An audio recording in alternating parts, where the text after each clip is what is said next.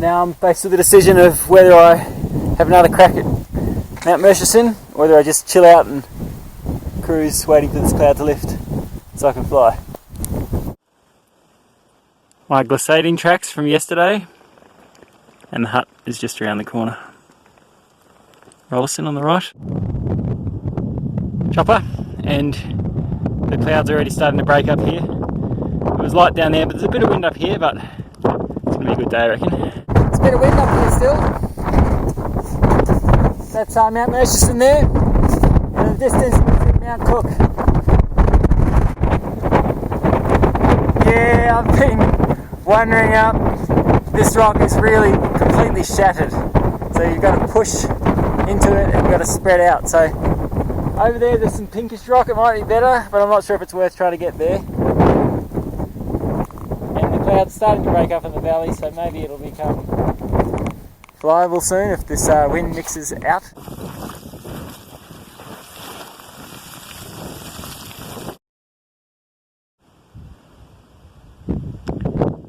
Cloud base is very slow to rise today. 2:30 PM in the middle of January, and there's all this low cloud. How come it's not mixed out? Should I wait? How long do I wait? And I've realised that I had my helmet camera on time lapse all day. So to summarise, I waited for hours and hours. It was completely ridiculous. I launched after 3 PM close to the top of Mt Rolleston. Yeah, it was just really stable and the clouds were really low and it was quite windy. The wind dropped off a bit, but it was still stable. So it was actually more easterly than I thought in the southerly. And the first flight was just really frustrating. I just went around the whole valley and then got smashed at the end and had to land in pretty strong winds. I got getting picked up off the ground and, well... Looks like this river could be interesting to cross, actually. Well, here we go again. I'm going to try and climb this and maybe soar, but probably just ping off downwind up towards Park Morpeth Hut. Cool dragonfly, and the going's been a lot better than I expected. I got to this little launch after hardly any height gain, pulled the wing up and just went straight up, like literally straight up. 0 ground speed most of the time.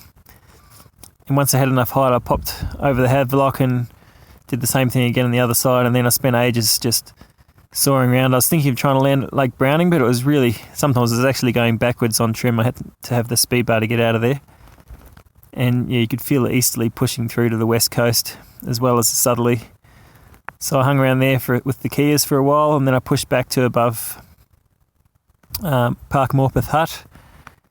And then I gradually gained a bit of height to something over 5,000 feet and then landed in the valley that goes towards Harman Pass. 8:45 and the last push for the pass. It should be a lot greener on the other side. Nice little glissade makes things easier. Guess this place doesn't see much sun. Beautiful sunset, and this southerly's just going to be really strong. Last night I was getting hammered by this really strong wind gusts, and this rock wasn't helping me, so I decided to put the pod over my head, which actually worked pretty well. Here we go, up from Harman Pass, where there's about 5 to 10 knots, and here it's pretty light on top of Mount Campbell. Pretty nice spot. Looking out towards the west coast out there, and down into the Waimakariri. And that's the peak I launched from yesterday. So on this trip my sole started coming up. It's a bit disappointing. So I used some building material at the hut. Well, there doesn't seem to be any problems with wind today. Just got to wait for the thermals. Nicely. Yeah, I switched sides because all of a sudden the wind started coming up the shady side. Oh well, I don't make the rules. Here we go, falling out of the sky. It's Harman Pass. I've just been spat out from Mount Campbell. Let's see if we can get a climb here. It's kind of the way I wanted to go anyway, to be honest. Pretty fun climbing my way up this ridge. Mount Harper on the wingtip. Climbed that a few days ago. Mt Rolleston, 4,300 feet. Still on the Crow, and it's not looking good. Maybe I should just drop the flying idea and go for a climb instead. There's little bullets of lift, but it's stable. On second thoughts, something trying to break off here, so I'll give it a go.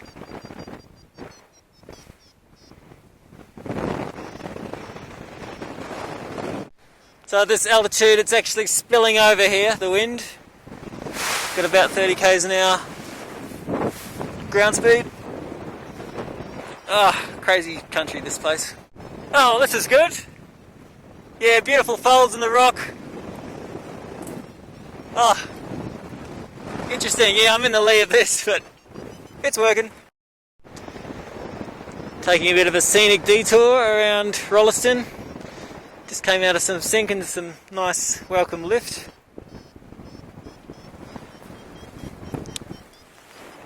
And down there, oh, you can't see Cook right now, but you could before. Crow.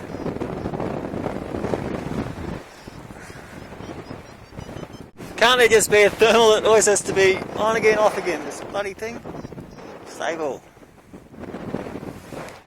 Pretty rocky. That's Mount Alexander there on the west of the divide, or we are at the moment too.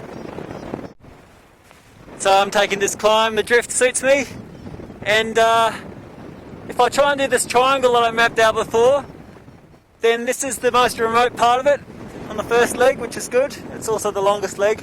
It's up towards Lewis Pass, not all the way there, and then back out the Waimakariri or whatever it's called range, which you can see on the end there, and then follow the valley winds back in down the Waimak. It's a bit of a long shot, especially with the late start, but there's even doing some of that would be good, so might as well give it a go.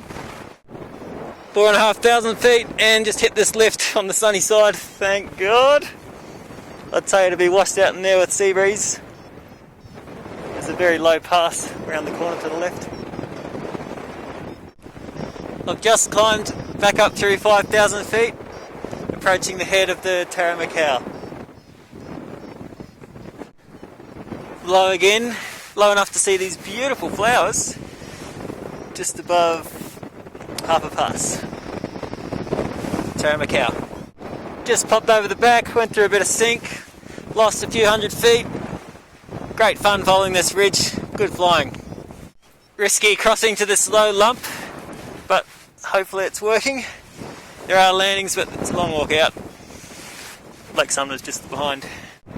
Another low push, 4,200, 4,100, closer to. But hopefully I can scrape my way up here. This is on the other side of the, whatever this valley's called. Oh, it's looking alright so far. Thought that was a powered aircraft, but maybe it's a glider that's outlanded. Looks like it's got a pretty long wingspan.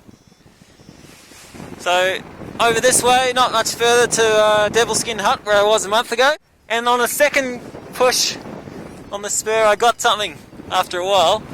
I need that height to get over here. I don't like the look of that tree-filled gorge. Not that one. Yeah, no landings in there. Sweet! Some good lift around, 7 metres a second at times here, and I've had over 10 metres a second for moments earlier today.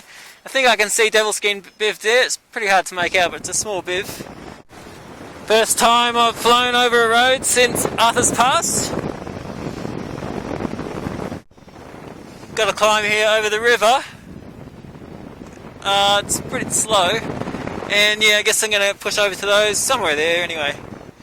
I guess the westerly's too strong to have a valley wind, but maybe I can just saw the westerly on the same route, but I won't make it back in time anyway. Still working. Even here I had a really strong lift peaking at maybe 8 or 9 metres a second. There we go, 9.6. Just on the readout anyway.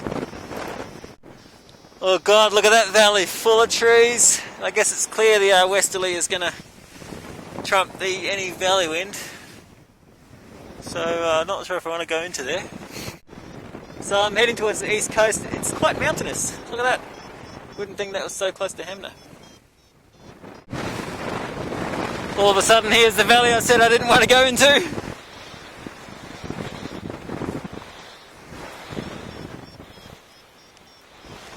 Yeah, you can see the ocean. So I could camp here, but it's still 14 k's to the road that goes up to Lake Sumner. Oh bugger, I've entered the easterly influence. Looks like I'll be having a bit of a hike tonight. Gorse. Oh, keep it out of the gorse. Beautiful. What a beautiful spot. Well, it's not gorse that I avoided, but either way, I avoided it. Matty Gary. And yeah, quick hike up, evening fly down to the Sumner Road, and if I'm lucky, maybe hitch out tonight. We'll see. Flight's at 4 PM tomorrow. Woo! Bugger. Didn't quite have the glide to get over the river.